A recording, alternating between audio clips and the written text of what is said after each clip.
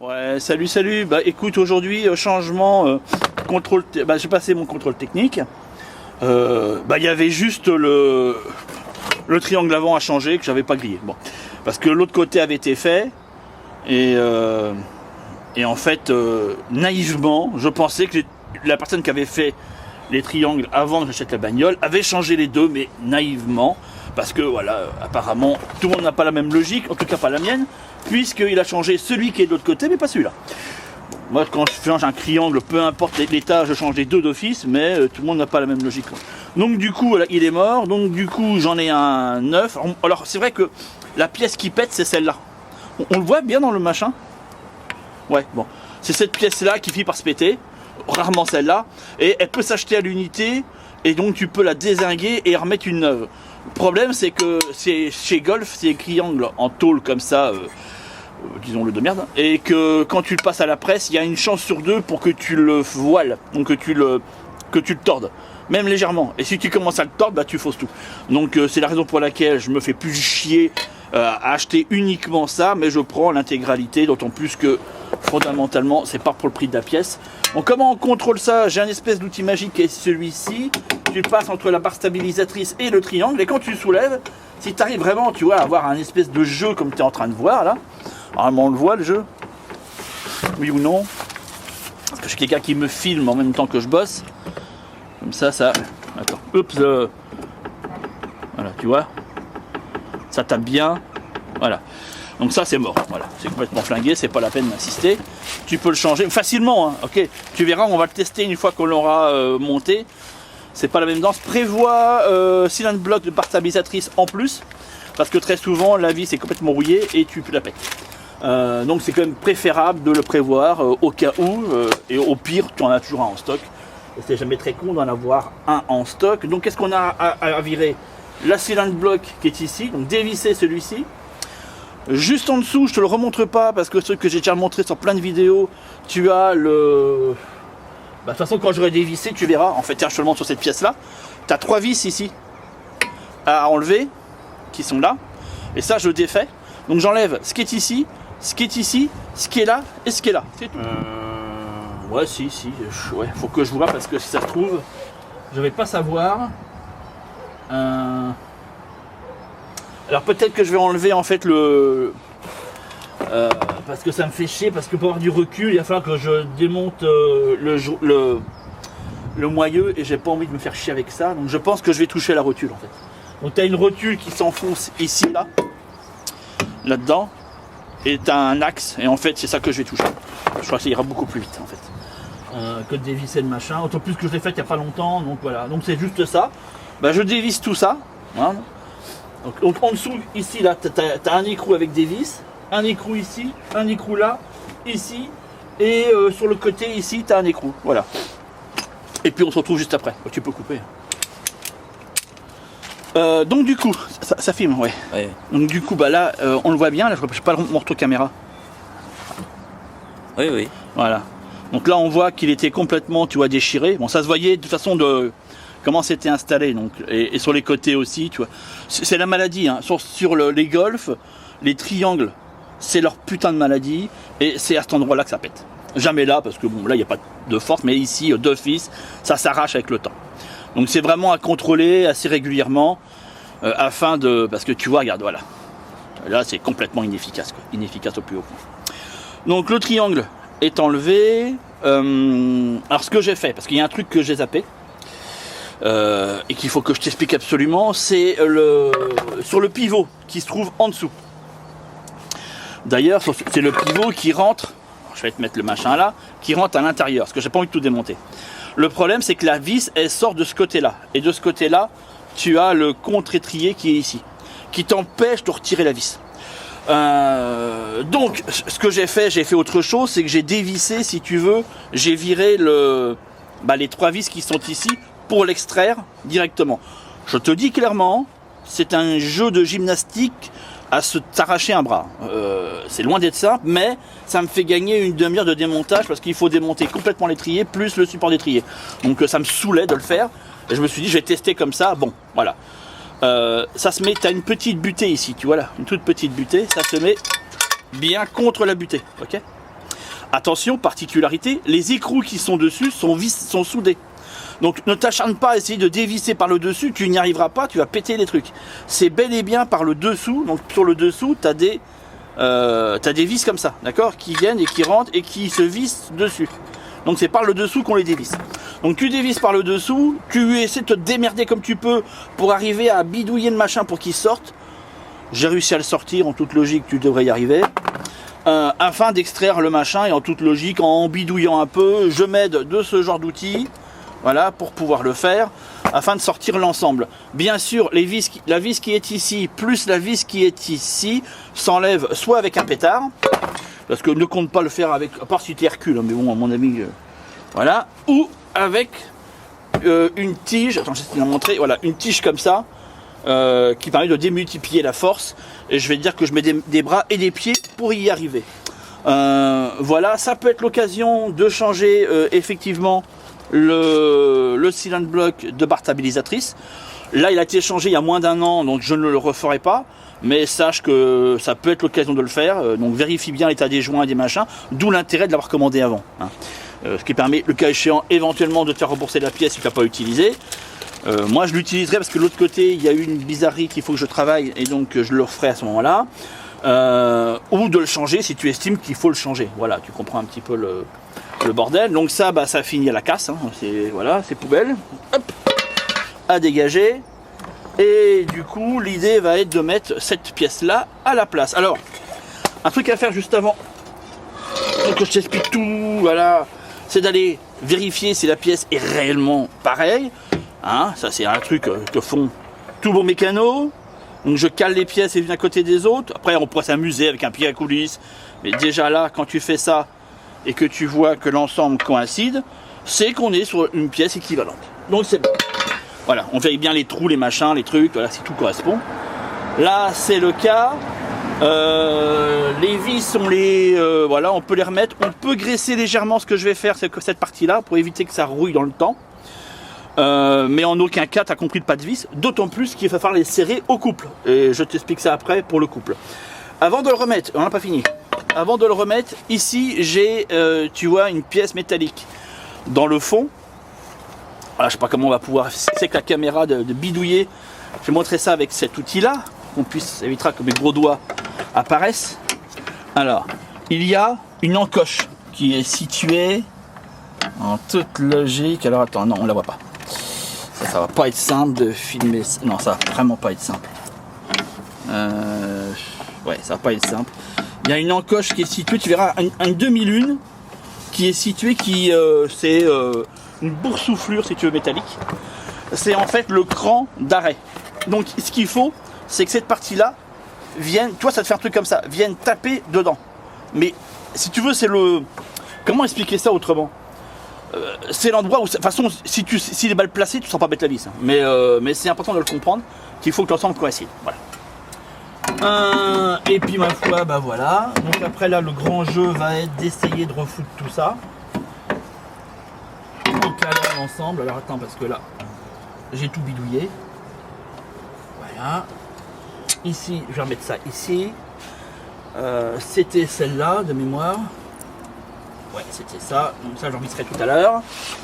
Et puis là, je vais tenter de remettre ça. Et puis, bon, bah, je suis parti pour m'énerver dessus, à mon avis, pendant quelques heures, avant de réussir à faire en sorte que ça rentre. Et là, tu vois, j'arrive pas à le rentrer, en fait, parce que je suis comme tout à l'heure, dans la même problématique.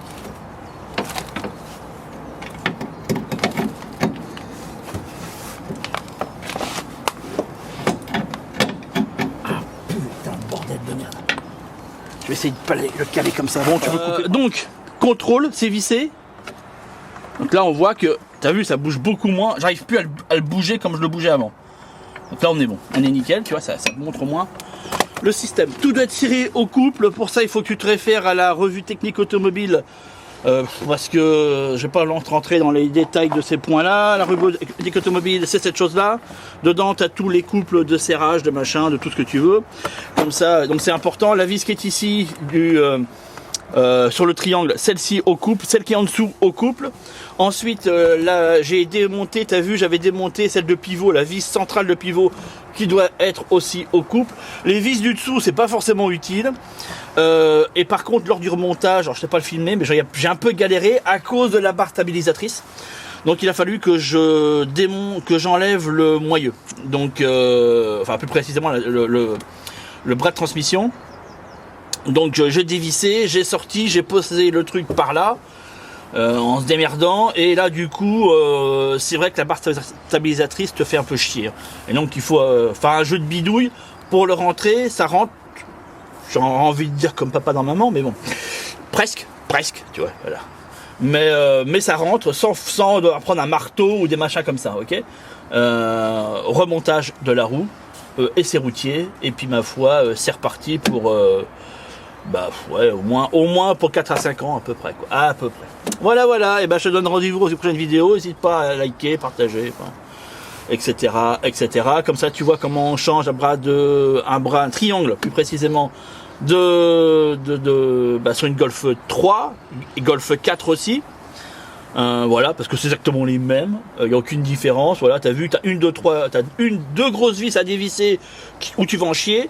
Le dessous à dévisser, ça c'est 3 petites vis, tu bidouilles, tu peux l'enlever, à la limite dévisse le moyeu et t'arrives en démerdant. Moi je suis toujours là-dessus, hein, c'est dévisser le moins possible pour en fait c'est pour toucher le moins possible si tu veux à la géométrie et pas devoir refaire une géométrie derrière. Hein. Parce que là si on commence à taper dans les... Et là déjà tu vois j'ai touché un peu, j'espère que ça n'a pas trop bidouillé, mais bon. On verra bien, l'idée c'est de toucher le moins possible et de dévisser le moins possible. Voilà, c'est toujours dans cet objectif là que je vais. On en profite, vu que j'ai fait le moyeu, j'en ai profité pour vérifier, pas ici ça avait été changé, mais l'autre côté si on est toujours correct, donc si mon arbre de transmission est toujours correct et pas dézingué, j'ai pu te montrer, mais si c'est trop mou, si ça tombe tout seul, c'est que c'est pas bon, il y a un truc qui déconne. De même que, bon là j'ai pas eu à démonter la rotule de direction, mais ça aurait pu être le cas, et si c'est le cas, toujours commande une nouvelle. Quand tu dois toucher à ça, commande-en une nouvelle. Comme ça, soit tu remontes celle-ci, si tu remontes celle d'origine, c'est encore bonne. Et ça, c'est le pivot. Faut pas que ce soit dur. S'il est tout mou, tu peux le bouger facilement. Il est à changer. Et donc du coup, t'en as déjà un que tu peux changer. Tu vois, t'en as un en stock. Sinon, bah tu laisses le même s'il est encore bon. Pareil pour l'arbre pour la biellette. La biellette, elle doit pas retomber toute seule, elle doit pas être toute molle. Si elle est toute molle, elle est à changer aussi. Voilà, ça change pas n'importe comment. Quand je le ferai, je te montrerai. Il faut un outil qui va taper là-dedans pour aller dévisser à l'intérieur. Il y a un outil spécifique pour ça. Il y en a qui le font sans, mais je trouve que tu galères trop. Donc moi j'aime mieux avec l'outil. Voilà un petit peu. Et puis ma foi, logiquement j'ai le pont arrière à faire, mais je pense que je vais le faire en fait. C'est vraiment, je sais le faire, hein, c'est pas la question, mais c'est par pure flemme de me taper le pont arrière. C'est les 2 cylindres blocs de pont arrière qu'il faut changer. J'ai pas le courage en fait, si tu veux. Ça me fait chier de faire ça, je déteste faire. En mécanique, c'est les parties que je déteste le plus, tu vois. Toucher les cylindres blocs, c'est dur, c'est chiant, tu chies comme un turc pour arriver à sortir un pauvre truc.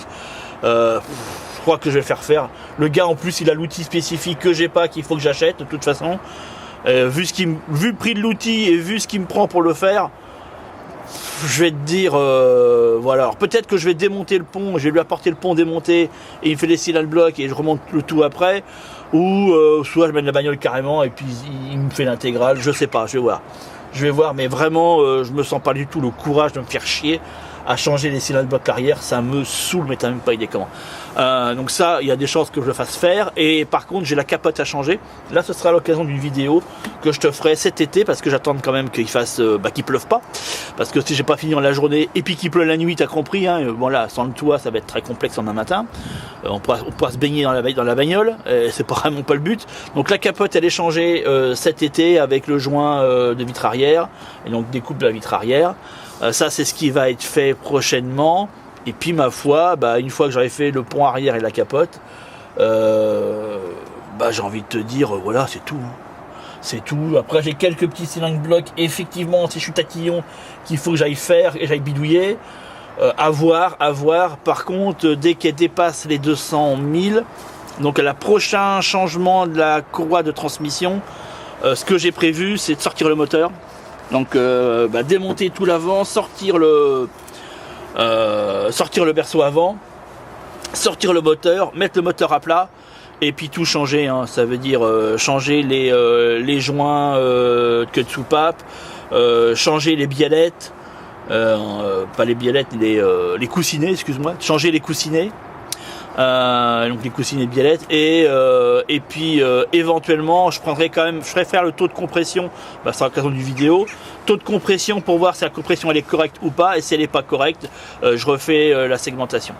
Voilà, et forcément changement intégral de toutes les courroies, vérification. Logiquement je crois que j'ai la pompe de direction assistée qui couine un peu, donc c'est possible que je dois la changer aussi.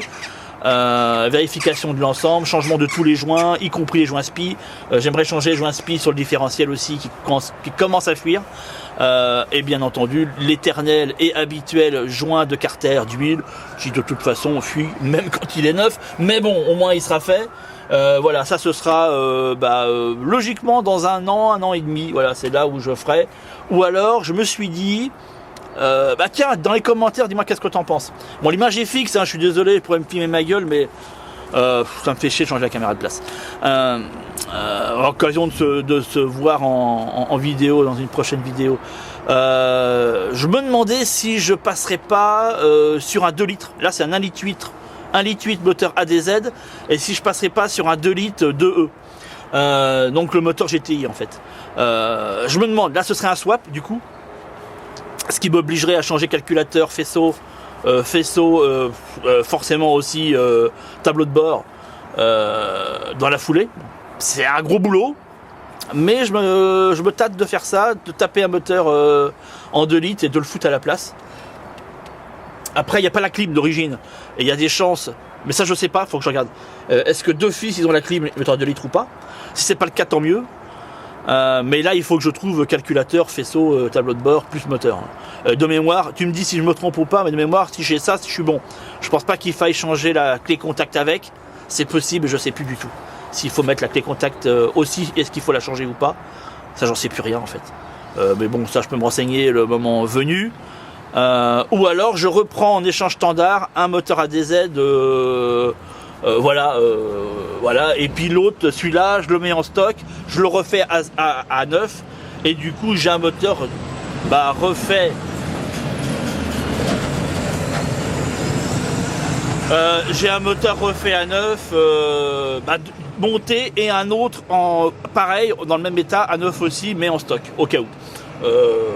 Parce que celle-là, j'avais quand même de la garder encore longtemps. Je sais pas, après ça fait un moteur à acheter, mais là pour le coup le moteur que j'achèterais il serait d'occasion, tu vois. Donc du coup je le refais à neuf et j'ai juste qu'à changer le moteur, je reste pas coincé sans bagnole. C'est ça qui m'emmerde un petit peu là, ça serait de rester coincé sans bagnole pendant quelques temps, parce que forcément le temps de faire le moteur, ça c'est pas en une journée. Et donc voilà, plein de questions, et puis comment dire, dans une prochaine vidéo. Allez, ciao, salut.